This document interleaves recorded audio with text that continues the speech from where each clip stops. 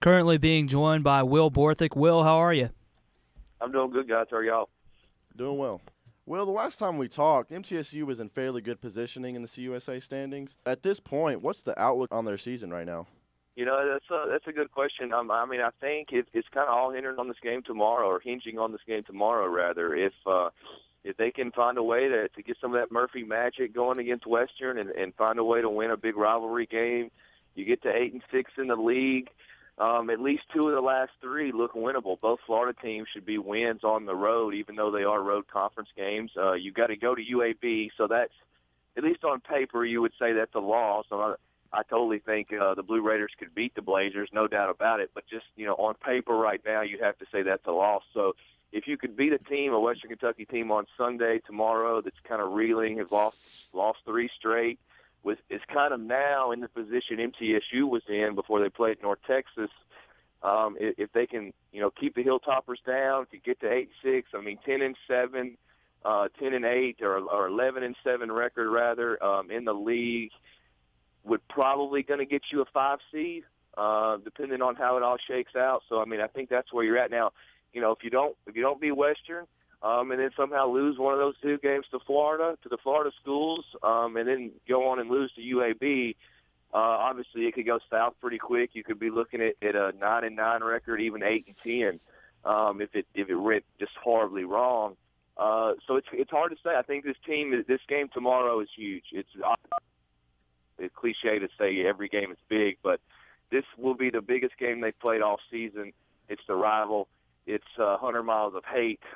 It's on TV, all that stuff. You need this one tomorrow to kind of set the tone for the last 3 weeks of the year. This was a team that was reeling before that game against Marshall. How do you think they put together that win? The second half was the best half I've seen them play all year. And I haven't seen every road game because every road game hasn't been on TV, but a good chunk of them have. And I don't think it's any question that was by far and away the best half this team has played. I think that was the team. That team played great, but I think that team is closer to the one Kermit thought he would have at the beginning of the year when he kept pushing the best shooting team he's ever had. This team has had its offensive struggles at times, but to come out against Marshall, and I misspoke a second ago, I said North Texas game, but I meant the Marshall game on Thursday night. It was a display. Giddy Potts, I have been covering and watching basketball for the better part of 13 or 14 years. I've never seen a 50-7 run. I don't know. I don't know how you would check a record like that, and I don't know how you would even compare it to, at maybe a high major level or some of the low-end D1 teams, where that would compare.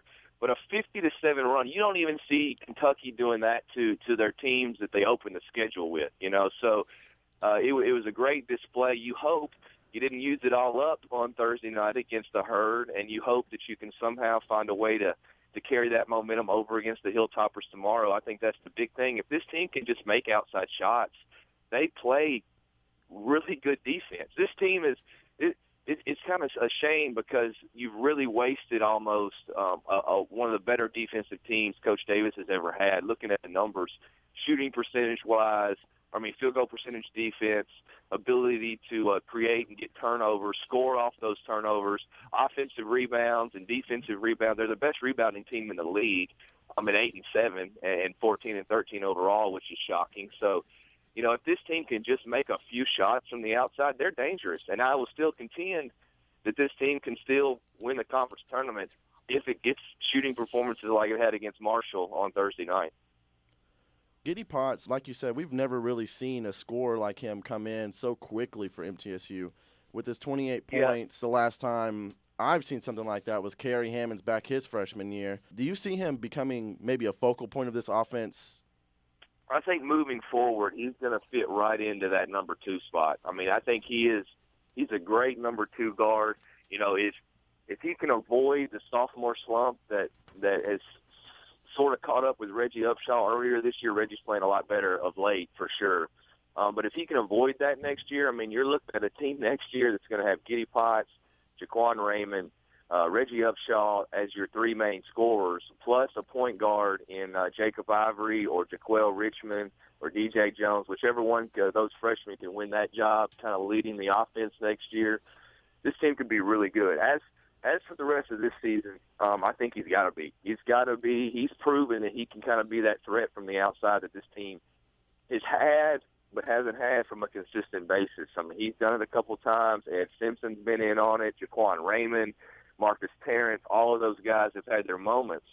But Giddey's proven that when he gets hot, man, he's fun to watch. And before Kerry Hammonds a few years back, and then now Giddey, I actually looked it up. The most points ever by a freshman was John Price in 1954. He scored 36 points. That's about a three-point line. And Giddey Potts tied Kerry's record for second most ever by a freshman with 28 against the Herd. And we all saw how Kerry's career turned out. I mean, he was an all-conference player last year. So you hope that if Giddey can continue to develop, he could be a real threat for this team in the next few years. Well, we finally saw Perrin Buford kind of get over the hump, get some production going. What went right for him that game? You know, he's slowly been building to it, I think. If you go back and look at the box scores, he's had a little bit better game every game for about the last six or seven. There may have been one in there where he had several turnovers and didn't play good, but for the most part, it's kind of been, it's funny, as the team's kind of regressed there before that Marshall win, Perrin's actually been one of the few guys that has gotten better and progressed during that stretch. I think he's just finally getting a little more comfortable in Coach Davis's scheme. It's so hard for these junior college guys when they come over. You have played your high school team. Now you've gone and probably played 2 years of junior college ball with an offense, with a coach that's probably running an offense that is very friendly, because whoever that player is the focal point of it. Then these junior college guys, Perrin Buford, Darnell Harris, even Marcus Terrence last year, come in, and it takes them a little while to adjust to a brand-new coach's scheme, terminology, all of that stuff, where they're probably not the focal point. And I think finally it's just started to click in his head. That'll be the key for next year's team as I look forward. If Darnell Harris and Perrin Buford and Reggie Upshaw can be, the 4 and 5, at least going into the season, you've got a couple bigs coming in next year that may play into that. But this team could be really good if those kids continue to get better as they progress into their first year here and then going in their first off season. Will Borthick with the DNJ joining us. Follow him on Twitter at Will Borthick. Will, we saw Marcus Terrence start against Marshall, and it's been proven time and time again, when he's a starter, he doesn't play as well as he does off the bench. Do you see him being relegated back to the bench as the primary scorer for that second unit against Western Kentucky? I don't know. I kind of think now Jock Rozier is kind of taken on to that. He's kind of, he hasn't started the last two games, and Marcus has. You're right. Marcus is way better when he comes off the bench. The numbers show it. His field goal percentage is almost double as good as it is. I think he's like 30% when he starts, and he was close to 60% at least a couple weeks ago when he was coming off the bench.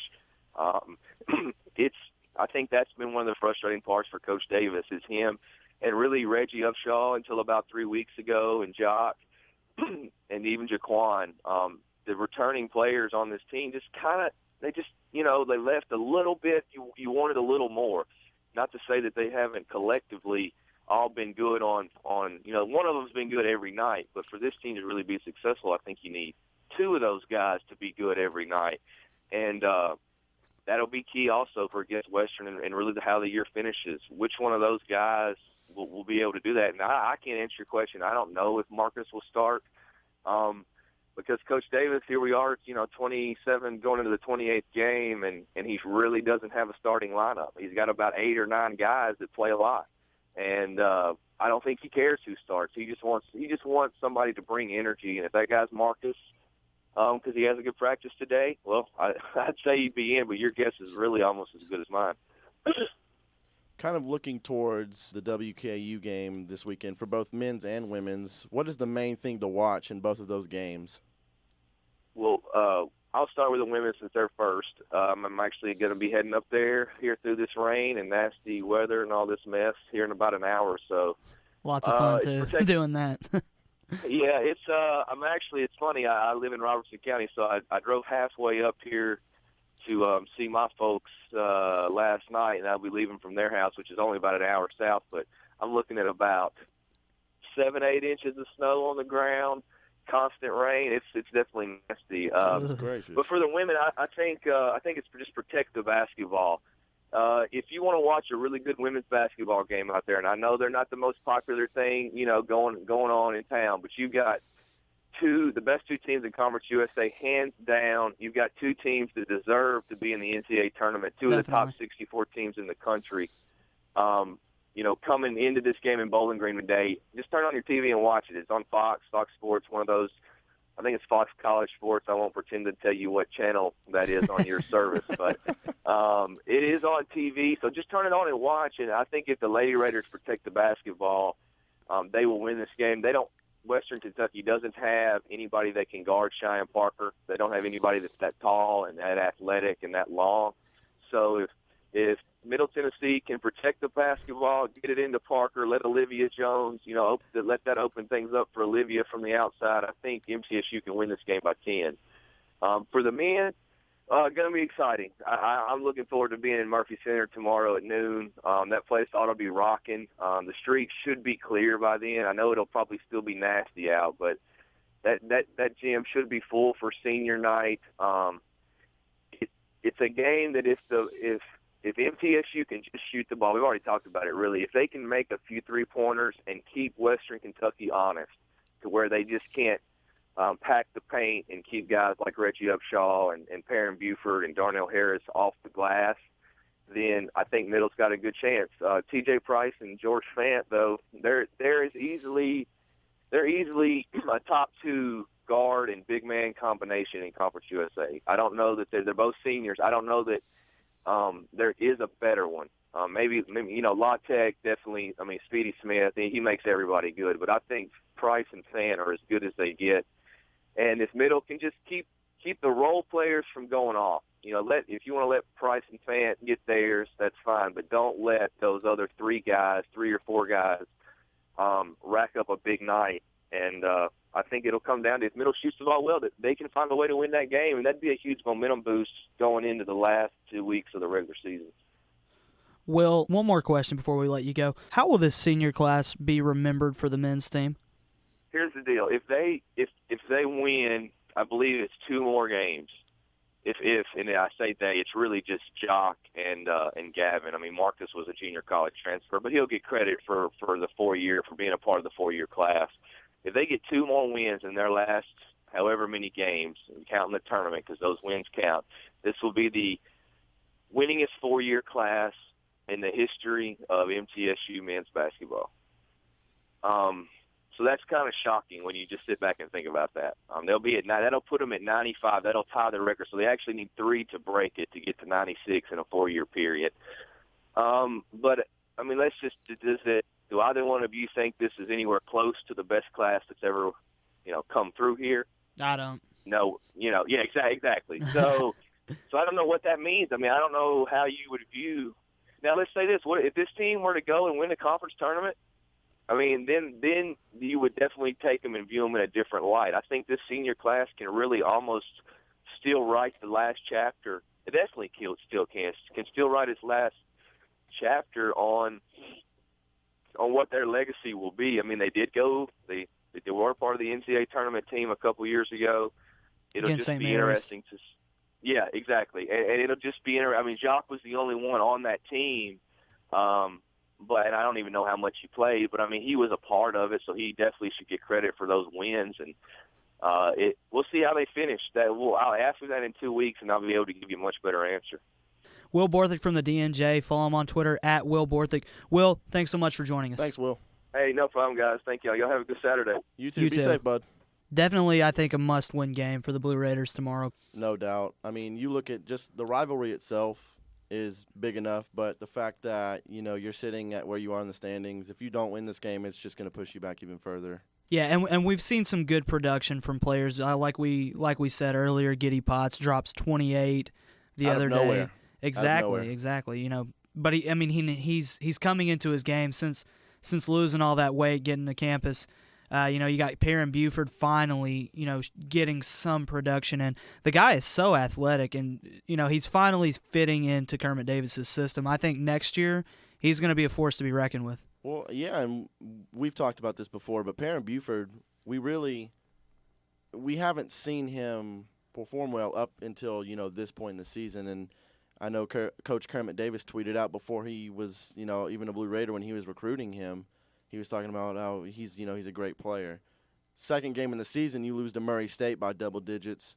Coach Davis was very vocal about Perrin not being a good player. Said he couldn't play him. Said you just can't play him. Essentially.